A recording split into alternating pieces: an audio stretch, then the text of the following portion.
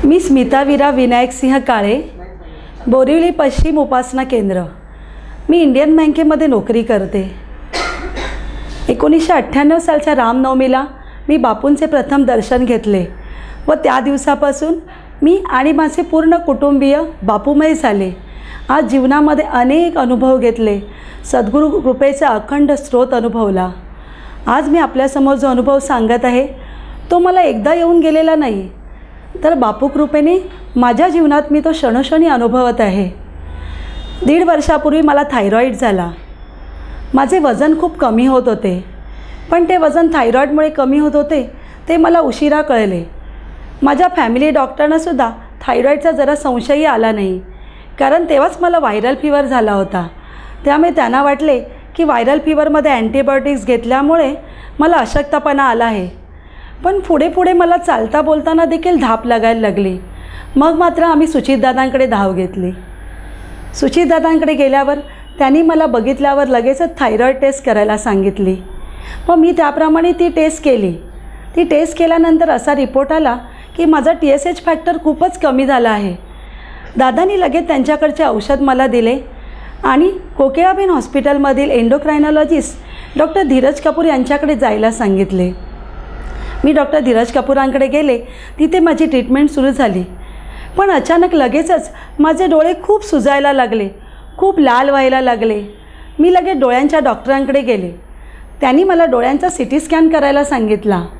डोळ्यांचा CT scan केल्यानंतर असे कळले की माझ्या अँटीबॉडी सेल्स माझ्या थायरॉईडशी झगडत आहेत।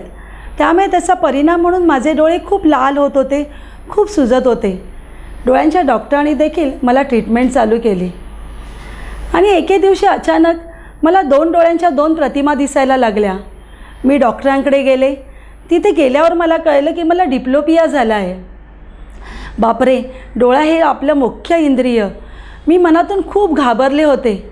मनामध्ये मला असंख्य प्रश्न भेडसावत होते, पण माझ्या सद्गुरूचा, माझ्या बापूचं नामस्मरण, बापूचा धावा मात्र अखंडपणे चालू होता। मी डॉक्टरांना विचारले, सर मी बरी होईन ना? मला पहिल्यासारखे दिसायला लागेल ना? तेव्हा डॉक्टर म्हणाले, हा प्रॉब्लेम शक्यतो बरा होत नाही। मी प्रश्नार्थक मुजरेने डॉक्टरांकडे पाहतच राहिले। डॉक्टर म्हणाले, मी काय भविष्य सांगत नाही, माझा ज्योतिषशास्त्रावर विश्वास नाही, माझ्या डॉक्टरी अनुभवातून हे मी तुला सांगतोय। तेव्हा मी डॉक्टरांना म्हणाले, डॉक्टर माझाही भविष्यावर व ज्योतिषशास्त्रावर विश्वास नाही, माझ्या सद्गुरूची तशी शिकवणच आहे, पण माझ्या सद्गुरूंवर, डॉक्टर अनिरुद्ध बापूंवर माझा पूर्ण विश्वास आहे। मला सद्गुरू माझे 108% बरी करणार, कारण माझ्या सद्गुरूंची ग्वाहीच आहे की तू आणि मी मिळून शक्य नाही असं या जगात काहीच नाही। माझे ट्रीटमेंट घेण्याचे, माझे औषध घेण्याचे प्रयास आणि माझ्या सद्गुरूची कृपा यामुळे मी एक दिवस नक्कीच बरी होईल। डॉक्टरांनी मला स्टेरॉईडचे इंजेक्शन चालू केले। 1 ग्रॅमचे 21 स्टेरॉईडचे इंजेक्शन्स मी घेतले। पुढे 4 महिने स्टेरॉईडच्या गोळ्या घेतल्या। स्टेरॉईड सलाईनद्वारे मला शरीरामध्ये चढवले जायचे। ते चढवल्यानंतर थोडा वेळ ऑब्झर्वेशनसाठी ठेवलं जातं, कारण काही पेशंटना त्या स्टेरॉईड घेतल्यामुळे ॲलर्जी होते, कोणाला अंगावर पुरळ येते, कोणाला थंडी भरून येते, तर कोणाला चक्कर येते। पण मला इथे अभिमानाने सांगावेसे वाटले, मला एकदाही कसला त्रास झाला नाही। हॉस्पिटलमध्ये स्टाफ मला नेहमी म्हणायचा, स्मिता एवढे 21 इंजेक्शन्स घेतले पण तुला कसला त्रास झाला नाही। मी सगळ्यांना सांगायची, ही केवळ माझ्या सद्गुरू अनिरुद्धांची किमया। स्टेरॉईड मला आठवड्यामधून सलग 3 दिवस देत असत, त्यामुळे सलाईनची सुई 3 दिवस हातात तशीच राहायची। ती हातात सुई तशीच घेऊन मी बँकेत नोकरी करायचे। नोकरी करायला जायचे, एवढा प्रचंड आत्मविश्वास केवळ माझ्या सद्गुरूंमुळे मला आला। आणि असा हा आत्मविश्वास देऊन आपल्या बाळाची वेळोवेळी काळजी घेणारा धन्य तो सद्गुरू, माझे सद्गुरू अनिरुद्ध बापू। मला येथे सांगावेसे वाटले, किंचितही मागील पुण्य नसेल, तरी जो हे चरण वरेल, अनिरुद्ध सदा वदेल, मार्ग पावेल सहजता। डोळ्यांचा एवढा त्रास असताना देखील बोरिवली ते सांताक्रूज मी एकटी प्रवास करायचे। आजही मी सगळीकडे एकटी फिरते, बँकेत नोकरी करते।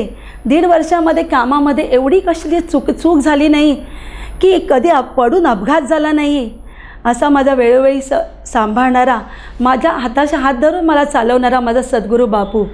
जेथे जातो तेथे तू माझा सांगाती, चालविसी हाती धरून या, ह्या पोळीची प्रचिती मला पदोपदी येते.